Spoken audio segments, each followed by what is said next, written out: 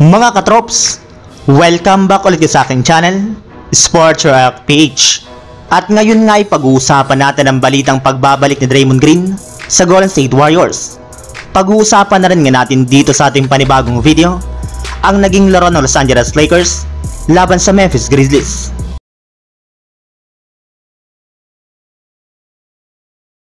Makalipas nga pang ilang linggo mula nang suspindihin ng NBA si Draymond Green ng nagdaang December 13, ay inaasahan na nga po na magbabalik na ito sa lineup ng Golden State Warriors sa lalong madaling panahon.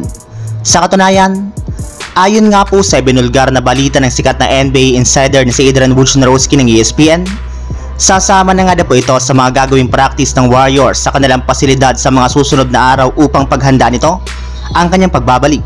Naibalita na nga po noon na indefinite nga pang suspension ay pinataw ng NBA kay Draymond Green.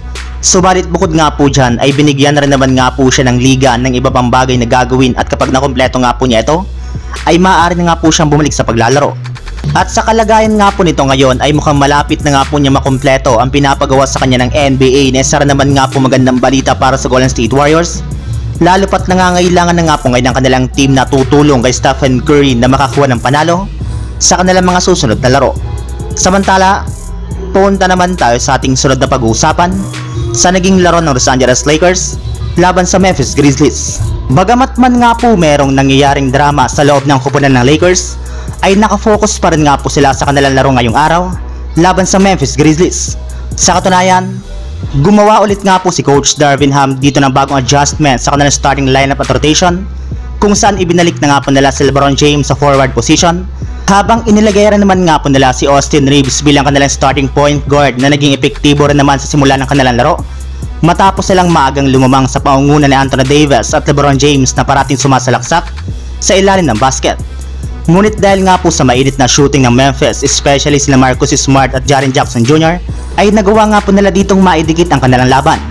At simula nga po niyan ay naging back and forth na nga po ang kanilang laro.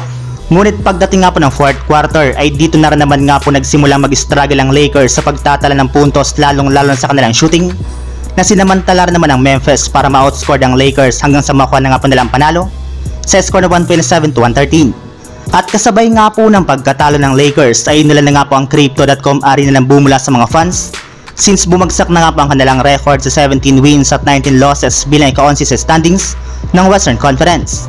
Bukod rin nga po dyan ay binulgar na rin naman nga po ng isang NBA insider na napaka-intense na rin naman nga po ang nangyayari ngayon sa loob ng locker room ng Lakers, gayong halos lahat nga po ng kanilang mga player ay dismayado sa kanilang mga pagkatalo. So yun lang mga katrops, ang handog kong story ngayong araw. Sana nag-enjoy kayo, please like and subscribe my YouTube channel, Sports React PH, para sa iba pang story at update patungkol sa NBA.